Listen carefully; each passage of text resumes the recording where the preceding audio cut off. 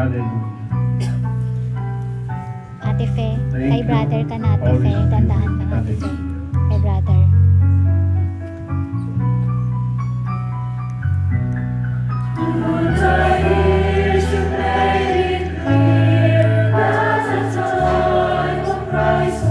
Palit tayo. Balik ka na kulong sa gitna. Balik ka na sa gitna. Okay na yan. Tapos ka na dyan. Kay brother ka.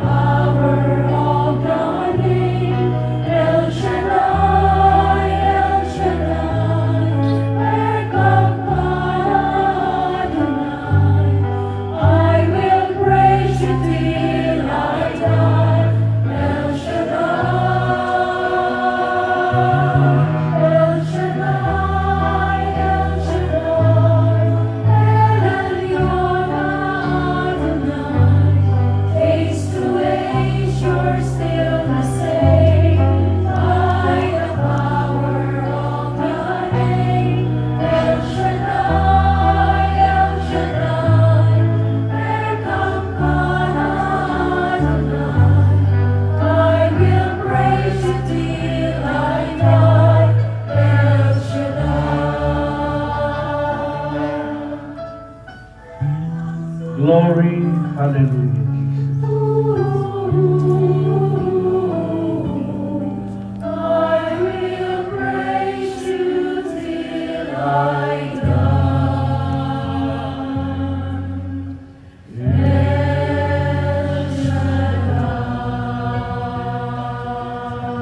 Hallelujah. Sa ngalan ng Ama, ng Anak at ng Espiritu Santo. Amen.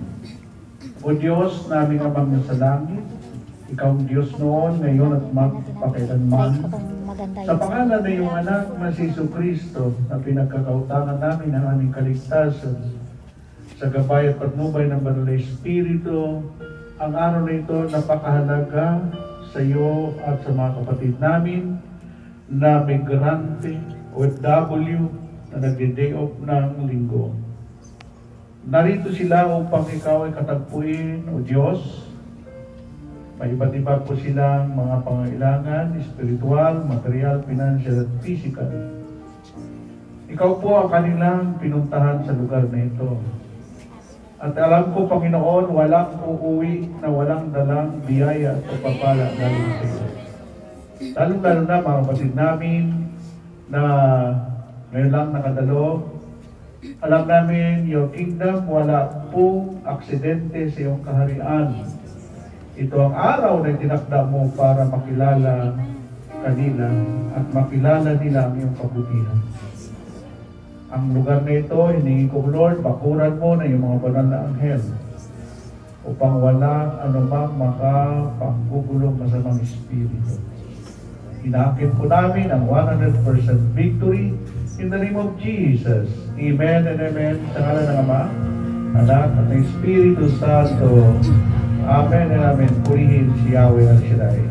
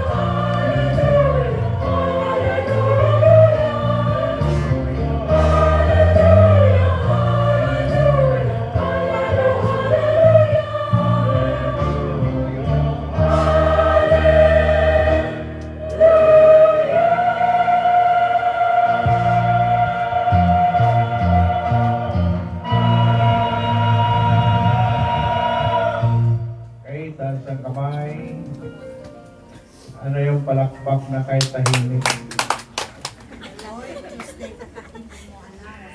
Yan. Alam na ni Lord yun. Amen? So, brothers and sisters, nung isang linggo, topic natin about faith. No? Ngayon naman, walk of faith. No? Akala nyo, kanta lang yun, ha? Okay. Malalaman natin ngayon kung sino yung nabubuhay at lumalakad sa pananampalataya. Kaya tandaan po ninyo, ang salitang pananampalataya ay hinati sa dalawa. Palataya. Hindi ka mananalo kung wala kang taya. Ngayon lang nalaman niyo, no? Okay. Ang sabi ni St. Paul sa 2 Corinthians 5:7, ganito ang sinabi niya. Basahin natin. 5:7. For our life is a matter of faith, not of sight.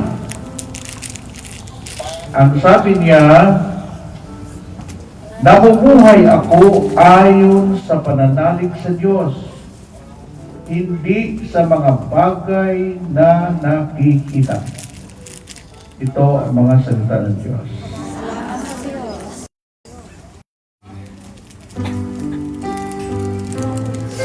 Sabihin mo sa katabi mo, oy kapamilya. Oy kapamilya!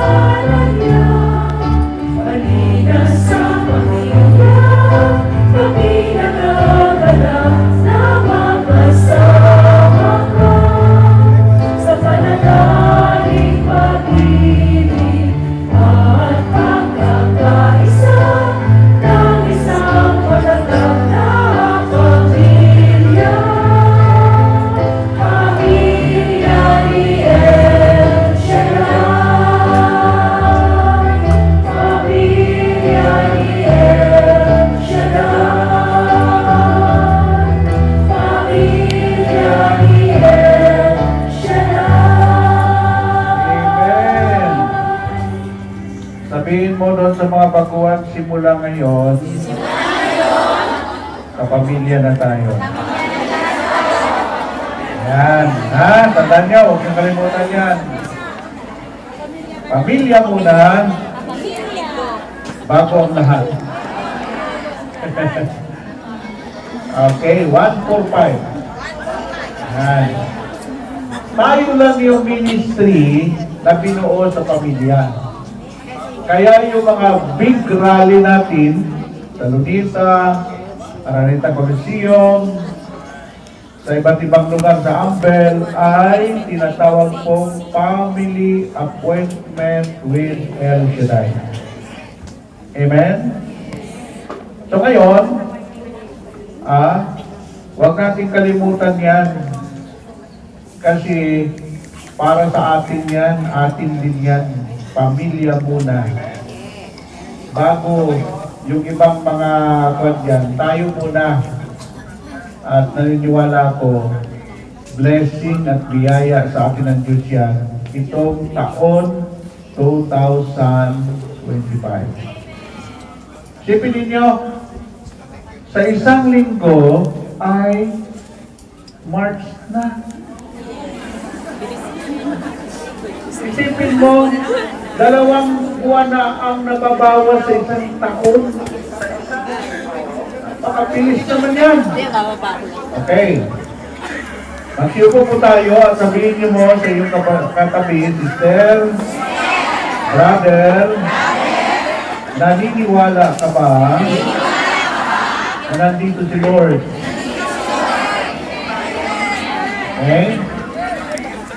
Ngayon, ang ating pagninilay ay tungkol po sa pananampalatayang buhay. Walk with faith. Ang sabi ni San Pablo, by faith, sabi niya dito, Apostle Paul says, we live by faith, not by sight. Tingnan niyo yung mga mata ninyo. Mayroong tinatawag na mata na physical at mata ng pananampalataya. Ngayon, kailangan lang po mabuksan yung pong mga mata ninyo kasi minsan sarado. Sarado yung mga mata sa katotohanan, sarado yung mga mata sa mga positibong bagay. Ang nakikita lagi puro positive, hindi puro negative. Tingnan mo yung mga taong walang pananampalataya, may pera ka ba? Wala. Wala. Amen? Tingnan mo yung mga taong bukasan ka ng pananampalataya, may pera ka? Meron, meron. Sabi nun, saan? Darating. Di ba? Kaya malaki yung pagkakaiba ng mga taong nabubuhay sa pananampalataya at saka yung hindi. Alam mo, ang natin linggo ito ay pagpapatawad sa mga nagkakasala. Ang tanong, sino may kaaway sa inyo dito? At ang kamay may kaaway. Ha? Okay. Alam nyo, sa simbahan, tinanong ng pari, sino sa inyo may kaaway? Halos lahat. Nagtaas ng kamay. Mayroon isang tiguang, 93 years old. Sabi ni Father, tatay, wala ka bang kaaway? Ay, nako, Father, patay na lahat ng kaaway ko. Ito nung nagtagal, isipin mo 93 years old siya, ilan ng kaaway niya nangamatay na? Wag na wag kayo magkaroon ng sama ng loob, galit at hinanakit. Huwag kayo magtanim ng sama ng loob kasi ang Bible nagsabi kung ano ang itinanim, yon ang inyong aanihin.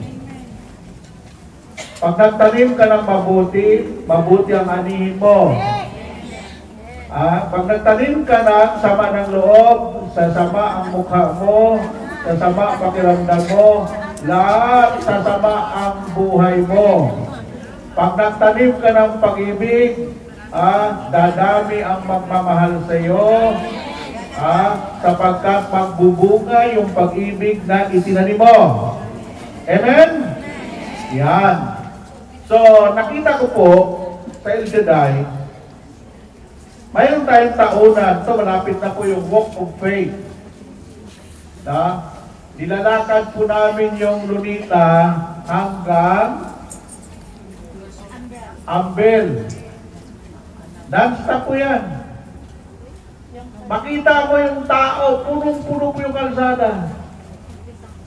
May tinanong ako doon, 80 anyos na, Lola, kaya mo pa ba? Ay nako, brother Bay, kahit magdamag, kailangan makarating ako sa Ambel. Dahan-dahan lang lakad niya. Nung mag-ikot ako, kasi ako ang kwando sa marshal at sa traffic, nakita ko yung matanda, ano na sa sabi ko, talagang, hindi ka talaga ko. Ako ba'y susuko pa? Matanda na ako. Titira sa buhay, susuko pa ako sa ukupay. Kaya yung mga tao na sumusuko, yung mga tao mahinang nilalang. Sabihin mo sa katabi, mahinang nilalang ka ba? Sabihin mo, hindi. Ang mga taong lumalakad sa pananampalataya, hindi po sila sumusuko anumang hamon sa buhay, anumang pagsubok sa buhay, diretso-diretso ang paglilingkod kay Yahweh El Shaddai. Amen? Yan. So, ngayon, nakikita po natin, ang mundong ito ay pasama na ng pasama.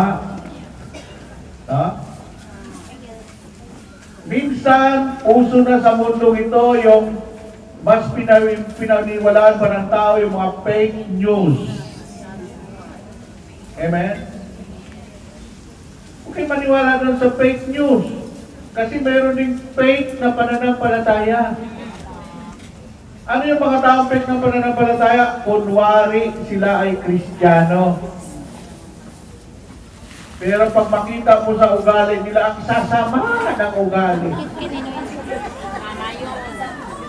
Baka mag-backslide ka.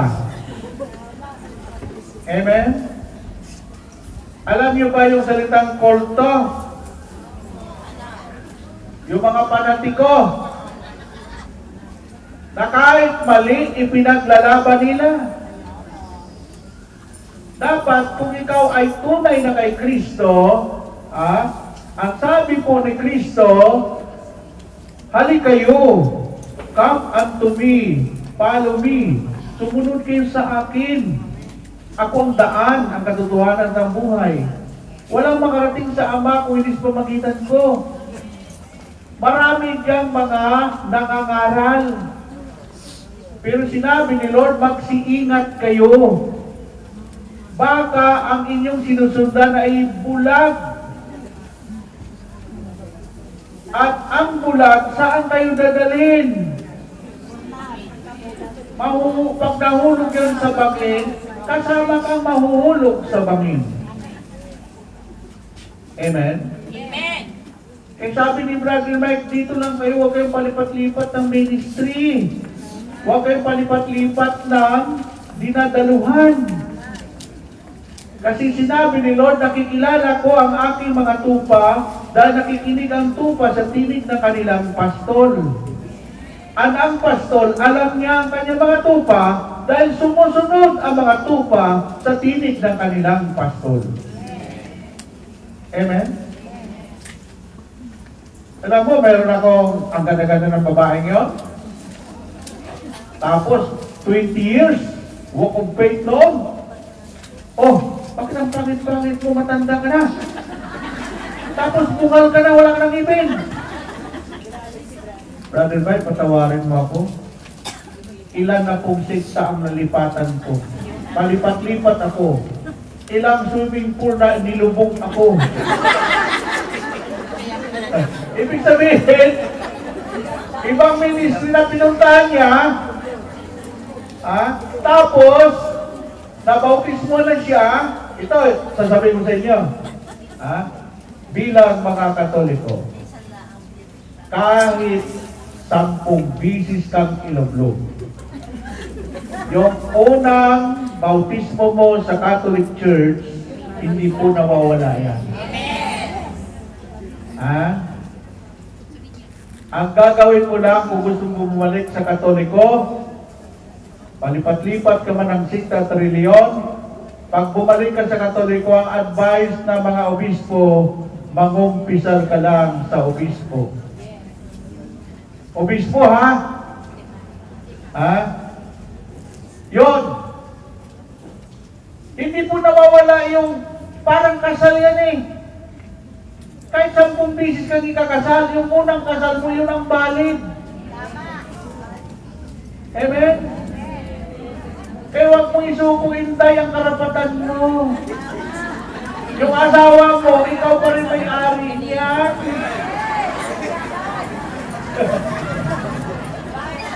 Pag naman sa akin, nasa-asawa mo, naku brother bay nakuha sa ibang pintuan. Ha? Don't worry. Ito naman. Nung bumalik sa kanyang asawa niya, stroke na. Alam,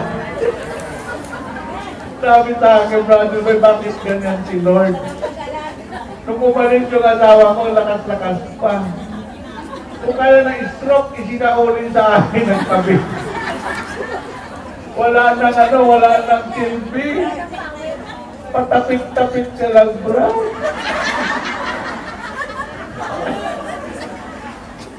Yan ang inasal ko ngayon. Panginoon, pag sinauli mo, huwag naman yung wala nang silbi. Habang malakas pa, Lord, mauli mo na, Lord. Woo! Ay, abot sa inyo. Sabi ko nga nakita ko mga Ilonggo, no? Ay, susanto ko to, wala ka to. Kanto ko din, ang naging. Hallelujah. Okay. Ito na. Tinatansya ko kasi yung oras natin eh. Ito. Walk with faith. Okay, how to walk with God by faith. How to walk with God, with the Lord. Ang una po mga kapatid, no? Real the scripture.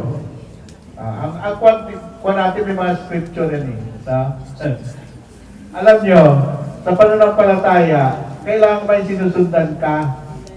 Ano bang pananampalataya? Ano gusto mo? Katoliko? Katolikante? Born again? Ano ba? Tapos ginawa ko na pag-aralan namin lahat ng mga pananampalataya yan. Si Kristo lang talaga ang Katoliko. Bakit? Si San Pedro, ang kauna-unang apostol, ang kauna-unang Papa sa Roma, alam mo sino? San Pedro Apostol. Sino ba San Pedro? Alagad ni Kristo, di Katoliko si Kristo. Amen po ba? Sino ang iniwan ng susi ng langit? Si San Pedro. Si San Pedro, Katoliko. Sino ang iniwan ng tupa ni Kristo? Si Pedro pa rin. Peter, do you love me? Yes, Lord. Sabi ni Jesus, pakanin mo ang aking mga tupa. Kayo, hindi kayo tupa ni Brother Mike, hindi kayo tupa ni Brother Mike. Anak ng tupa. Tupa kayo ni Lord. Kami mga inutusan dito, tagapangalaga lang sa inyo. Pag kumukunti ang dumadalo, napakalungkot niyan.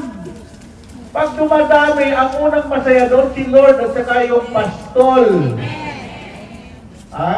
Eh sabi ko, pag hindi dumami ang tao, uwi na ako sa balay, uwi na ako sa Pilipinas. Pero pag dumami, ibig sabihin, ginagamit pa ako ng Diyos dito. Amen po ba? Amen.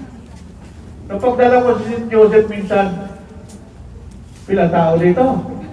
Yung choir, at saka technician, 8. Tapos yung dumadalo, 10.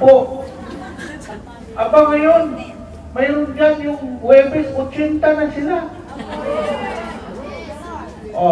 Sa Biyernes, umating kayo, 31 anniversary ng Friday Group. Pag wala kayong ginagawa, okay, pagkalakalan niya sa Central. Pag pumunta kayo sa Central, mag-akay kayo.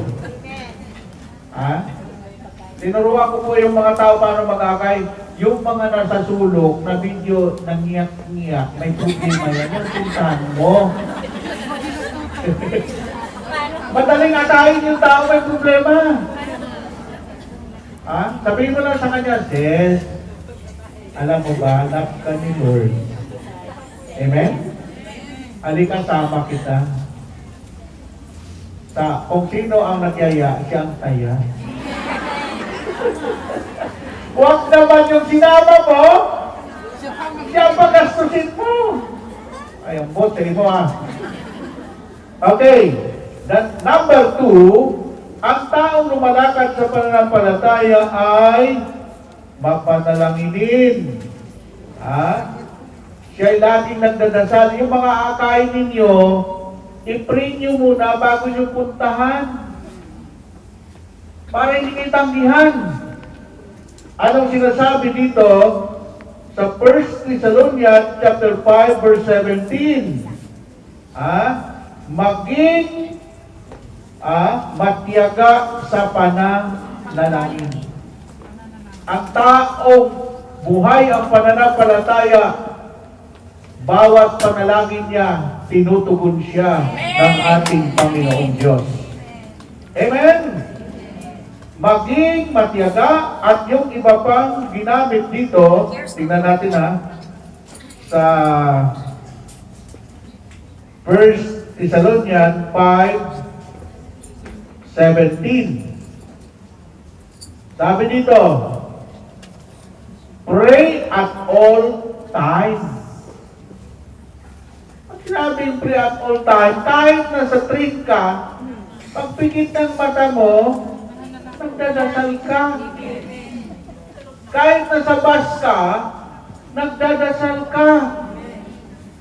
Amen? Amen. Ako ginagawa ko yan eh. Pag hindi ako makasalpo, sakay ako ng bus. Kunwari, natutulog ako. Tapos dinadasal ko, siyang naghahangad ng pagkukok ng kataas-taasan at natili sa kalingan yung makapangyarihan, makapagsasabi sa kanyang Panginoon, bukat tahanan. Ikaw ang aking Diyos na tangi kong pinagkakatiwalaan. Maniwala ka kahit mabangga kayo dyan. Ilang minutes na ako na aksidente. Ilang bisis na. Kaya walang lumalakad sa pananampalataya na pinabayaan ng Diyos. Gusto nyo malaman? Imbestigahan nyo yung general manager dyan sa airport. Yung kasama ko na nagdadrive ng brand new niyang sasakyan. Galing kami sa anniversary. Ako ang head ng Quezon City. Nabangga kami. Yung pong barrier na mas malaki pa dyan, nabiak po yun sa sobrang lakas.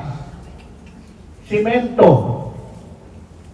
Ang sasakyan niya, pag tinignan mo, durog-durog, lahat ng dumaan na sasakyan, pati mga taxi driver, patay, patay, patayan, patayan, patayan. Sabi ko, Brother Jun, buhay ka pa ba? Sabi nila, patay na daw tayo. Alam niyo ba yung sasakyan na aksidente? Hindi na hinila, hindi na pinihilahin, kinarga na lang sa truck, sa durog-durog. Ang problema, hindi pa ako nakaseatbelt, pati si Brother John. Sabi ko, paano nangyaring buhay pa tayo, Brother John? Sabi ko, tingnan mo yung paa mo. Sir, may galos wala. Wala kang seatbelt, tapos gano'n, kung hindi ka lilipad, durog-durog kayo. Pero pagbaba namin sa kotse, pinagpaglang namin, may kurot, may kaunting galos, wala po kaming dalawa. Amen? Paano nangyari yun? Ha? Ang Diyos ay hindi natutulog. Pag ikay lumakad sa pananampalataya, iingatan ka ng Diyos kahit anumang mga balakid yan, aalisin ng Panginoon. Anumang panganib, ililigtas ka ng ating Panginoong Diyos. Amen? Alam mo kasi ang ugali ko. Pag galing sa bahay, nagdadasal ako. Pag upo ko sa kotse o sa bus, another dasal ulit yan. Pag sumakay ako sa aeroplano, nagdadasal ulit ako niyan. Iba yung dasal sa gabi, iba yung dasal sa aktual. Ha? So mag-preach ako kayo na hindi ako nag-preach, hindi ako nagpadasal sa mga preacher. Bakit? Mayabang ka ba? Alam mo ba? Ha? Nagsama-samang panalangin, kung dininirig ng Diyos ang nag-isang panalangin, mas diringin niya ang sama-samang panalangin. Palapakan natin ang Panginoon. Amen! And number 3, meditate. Ha? Ano meditate? Yung Joshua 1:8. Ang sabi ni Yahweh, Joshua, kung gusto mong magtagumpay, huwag mong kaligtaan basahin ang aklat na yaon, dili-dilin mo ito araw-gabi, upang matupad mo lahat na nakasulat doon, sa gayon, giginhawa ka at magtatagumpay. Ano gusto mong tagumpay? Ha? Hindi nyo ba alam na kayong mga nakapagtapos na, mga anak nyo, naging professional na, kayo ang tunay na matagumpay. Pinagpala na ang angkan mo, ang pamilya mo. Huwag mong ikahiya na diits ka. Huwag mong ikahiya na darling of the house ka lang. Ang ibig sabihin ng diits, darling of the house. Amen? D.S. Darling of the house.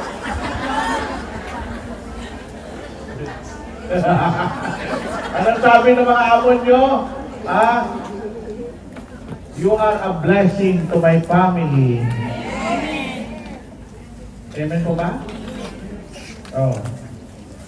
Kaya ayaw ko mapakinggan yung sabi, katulong na ako eh. Hindi nyo ba alam ang kuha ng Holy Spirit ay helper, katulong? Kaya nandito tayo, tinutulungan tayo ng Diyos, ng Espiritu Santo para tayo ay makalakad ng ayon sa kanyang katuwiran. Amen?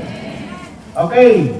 Number 4, obey God's commands. Sundin mo yung kautusan niya. Hindi yung pakinig ang salita ng Diyos. Tapos pag tinanong ka, ano yun? Ano yun? Ha? O, ito, gusto niyo talaga ng masaganang pagpapala? Taas ang kamay. Sabi dito, huwag di baba. Isaiah chapter 48 verse 18.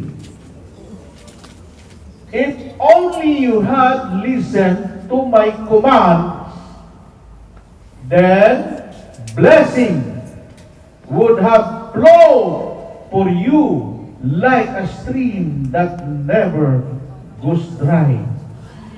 Victory would have come to you like the waves that roll on the shore. Sa Tagalog.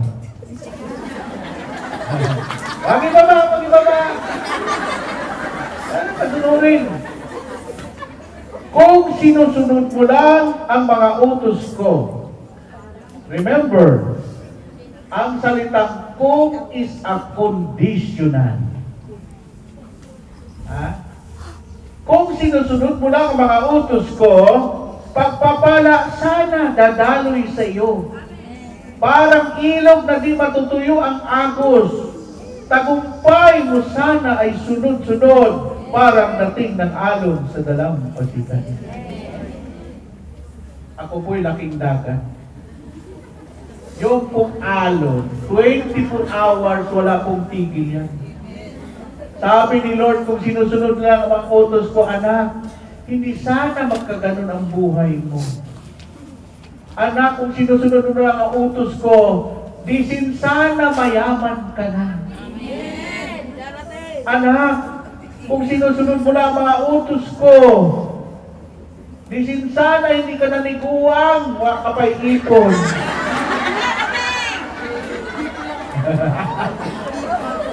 Amen?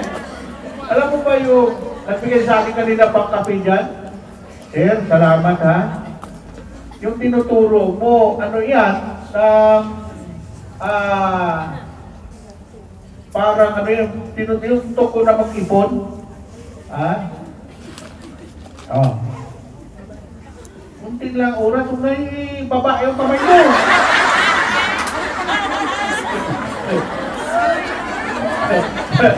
I surrender, Lord. Totoo, Lord. Surrender na ako. Amen? Okay. Pakuli. Number 3. Ay, number 5. Ay, alam ko naman na kung kayo kasi nakikinig eh. Ha? Number 5. Seek guidance from the Holy Spirit. Ha? Ito po ang sinasabi ng banal na kasulatan. Sa sulat ni San Pablo, address sa Saicom. Alam nyo, ang totoo, saan man binabasa ang Biblia, doon ina-address ng Diyos yan. Hindi naman tayo sa sentral, nandito tayo sa Saicom. Yun ang address ng salita ng Diyos na ito. Sabi dito, what I say is this: let the Spirit direct your lives, and you will not satisfy the desire of the human nature. Ito ang sinasabi ko sa inyo. Ang Espiritu ang gawin ninyong patnubay sa inyong buhay. At huwag ninyong susundin ang pita ng laman. Amen?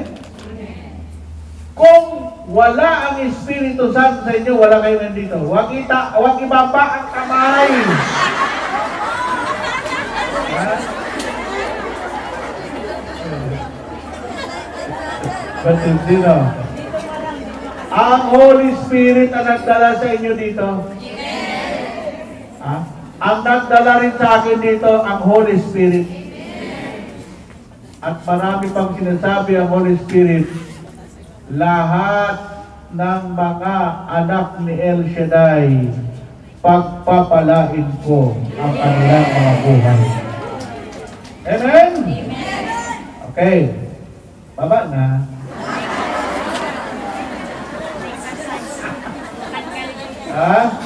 Okay. Tatlo na lang. What are the benefits of walking by faith? Tatlo. Number 1, walking by faith will help you to obtain an excellent report testimony. Sino yung mga nagpapatotoo dito? Hindi naman magsisinungaling yun. Ang mga taong matibay sa pananampalataya, sila po yung mga taong hindi sumusuko, yung po mga taong mayroong good testimony. Anong good testimony? Yung ginawa sa ng Diyos, nagpapatotoo ka. May mga taong the same problem, katulad ng problema mo, ang sabi ng iba, uy, kung paano tinulungan ng Diyos, tutulungan din pala ako ng Diyos. Yan ang kagandahan. Number 2, tumayo ka na.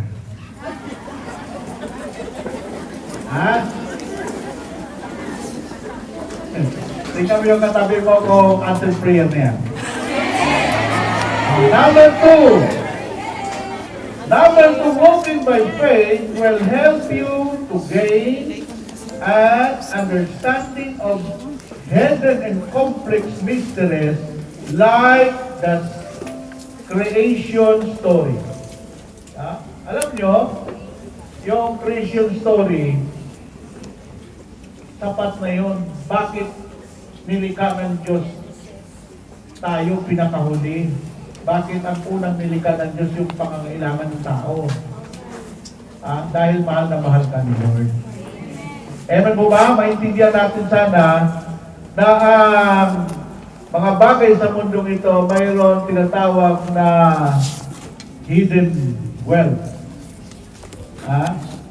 May kayamanang nakatago.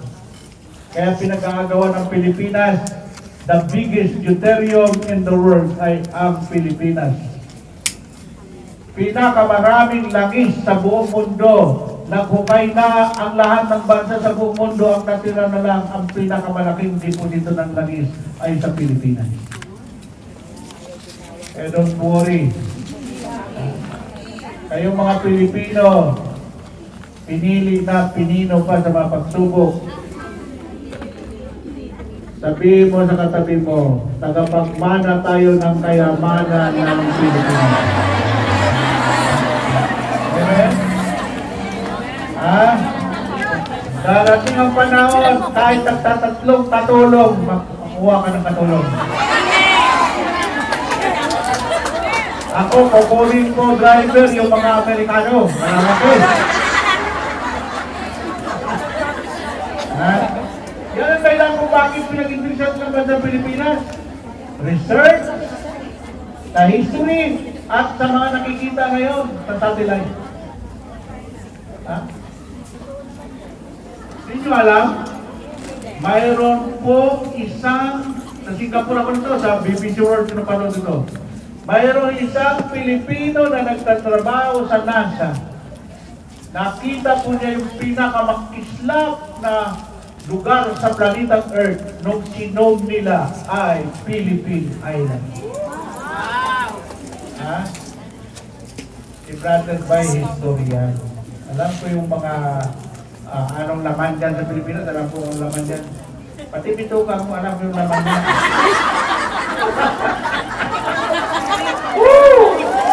Amen?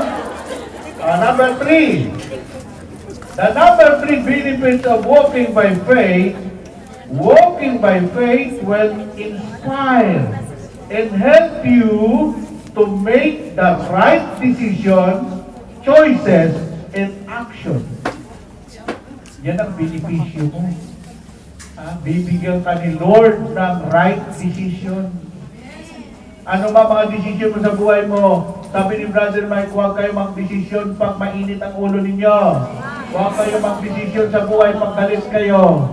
Pahupain niyo muna. Amen po ba? Huwag ka makipaghiwalay sa boyfriend mo na mag-init ang ulo mo. Amen? Huwag mong awayin ang employer mo. Wala kang panalo dyan. Employer mo, tapos makipag-away ka. Ano ka ba? Action. Walk with faith. Tatak kamay. Pikit ang mga mata. Ikaw lang at ang Panginoon, kausapin mo siya, Panginoon, gusto ko po lumakad na ayon sa iyong katuwiran, ayon sa iyong kabanalan.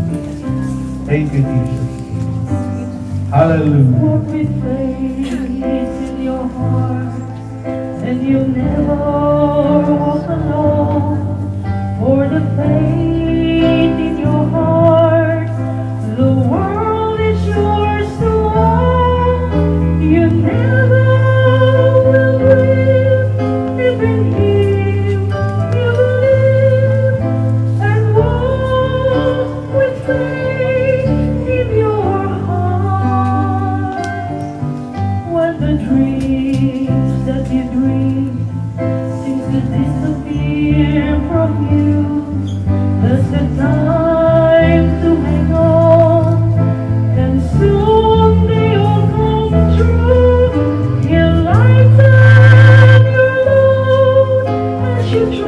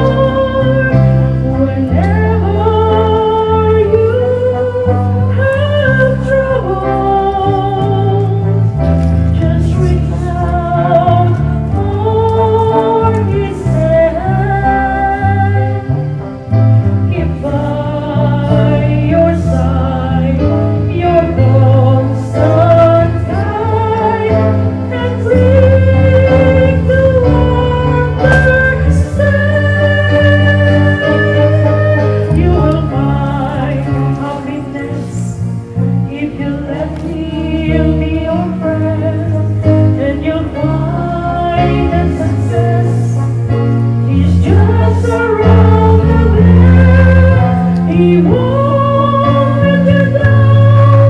We're a sign, let us run and walk with faith in your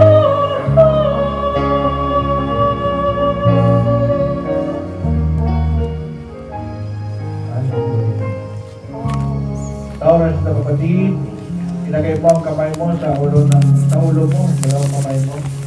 And I will pray to the Lord the complete healing and deliverance. Ang sabi ng Marcos 16:17, ang may pananalig at may pananampalataya, magsitaglay ng kapangyarihan ang inyong mga kamay. Sa pangalan ko, magpapalayas kayo ng demonyo at gagaling lahat ng mapatungan ng inyong mga kamay. Maniwala ka kapatid, sa oras na ito, buhay ang Diyos. In the name of Jesus Christ of Nazareth, lahat ng mga may sakit, walang ulo ang talampakan sa dugo, buto at laman, ay tinutunaw ko ngayon sa makapangyarihang pangalan ni Kristo Jesus ng taga Nazareth. Receive the power in healing and deliverance right now. Right now, I release the blood of Jesus. I release the power in healing right now sa katawan mo. Lahat ng katawan, lahat ng sakit sa katawan mo, pagagalingin ni Lord. Maging ang iyong pamilya na ron sa Pilipinas na may sakit. Proxy, prayer, pinakalignan ng Panginoon. In the mighty name of Jesus. Hallelujah. Hallelujah, hallelujah. Lord, patunayan mo sa kanila na ikaw ay Diyos na buhay. Makapangyarihan, hindi nagbabago. At kapatid, huwag mong iwanan si Jesus dito po sa Saiko. Iuwi mo siya. Let's go, Lord. Sumama ka sa akin, Panginoon. Ika'y tapat sa habang buhay. Ika'y mapabuti magpagkailanman. Taas niyo ang mga prayer request.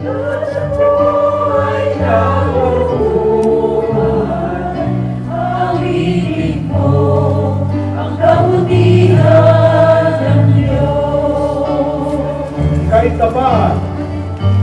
Ika'y tapat sa habang buhay. Ika'y mabuti magpakailanman. Hanggang ako'y nabubuhay, awitin ko ang kabutihan ng Diyos. Awitin ko. Awitin ko ang kabutihan ng Diyos. Awitin ko ang kabutihan ng Diyos. Yes, Lord! Yung hangin na yan na umiihip, blessing ni Lord yan lahat sa inyo. Arabasi kiralaragasa. Pagpalain ni Lord ang inyong mga prayer request, ang nakasulat yan, ang nakakaalam yan, si Lord lang at ikaw. Kaya ayon sa iyong pananalig at pananampalataya, mangyari ang ayon sa iyong pinaniwalaan. God bless you all. In the name of Father, the Son, and the Holy Spirit, pagpalain tayong lahat ni Yahweh El Shaddai sa buong linggo ito. God bless you all.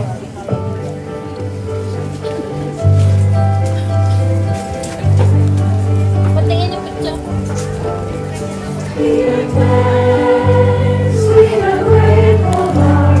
Give thanks to the Holy One. Give thanks because His given Jesus Christ, His Son. Give thanks with a grateful heart. Give thanks to the Holy One. Give thanks because His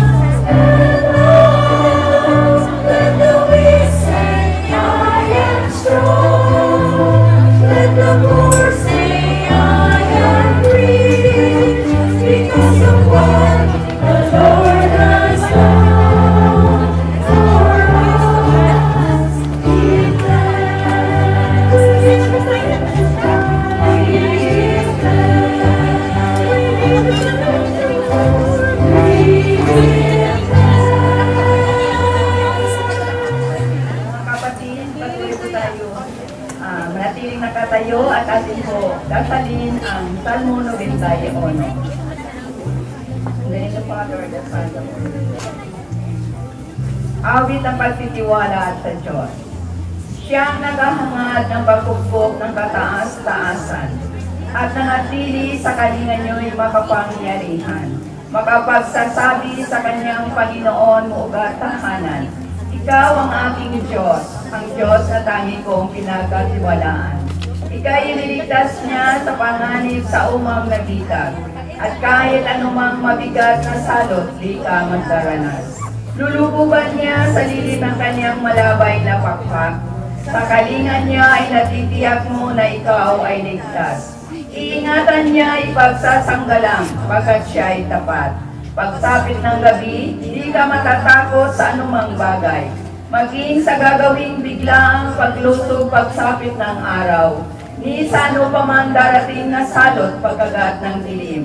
Di ka matatakot at samang araw kung dumating. Kahit na mabuwas sa iyong harapan ang 1,000 tao, sa iyong paligid ang bilang ng patay maging 10,000. Di ka matatakot, di ka maano. Ika'y nagmamasid at sa panonood iyong namamasdan. Yaong masasama ay makikita mong pinarurosahan, sapagkat si Yahweh ang iyong ginawang tagapagsanggalang, at ang pinili mo mag-iingat sa iyo'y kataas-taasan. Di mo ang abutin ika'y mapahamak at walang daratal, kahit anong uring mga paghihirap sa iyong tahanan. Susugoy niya ang maraming anghel silang susubaybay. Kahit sa ang dako ikaw ay maparoon, tiyak iingatan. Sa kanilang palad ay tatayo ka, sila'y magtataas, nang hindi masaktan ang mga paa mo sa batong matalas. Kahit ang tapakan mo ay mga liyong ahas na mabagsik, di ka maano sa mga serpiente liyong mababangis. Ang sabi ng Diyos, aking ililigtas ang tapat sa akin, at iingatan ko ang sino mang taong ako'y kikilanlin. Pag sila'y tumawag, laging handa ko na sila'y pakinggan. Aking sasamahan at kung may hilahil ay sasakluluhan. Aking ililigtas at ang bawat isa'y pararangalan. Sila'y bibigyan ko kagantimpalaan ng mahabang buhay at nakatitiyak ng tatamoy nila'y kaligtasan. Maaring ipilit ko ang langit at hindi pumatak ang ulan. Maaring magpadala ako ng mga balang upang salampain ang lupain ito. Maaring gamit ko sa aking bayan ng salot, ngunit sa sandali ang bayan na aking pinili ay magpakumbaba. Manalangin, hanapin ako ang kaligdan ng kanilang kasamaan. Liringgin ko sila, papatawarin ko sila, at ibabalik ko sa kanilang lupain ang katiwasayan at kasaganaan. Itong makapangyarihang salita ng Diyos. Itong dalawa na to. Amen. Ay, naku! Tapusin nyo muna kailangan kong gawain bago kayo magganyan para matino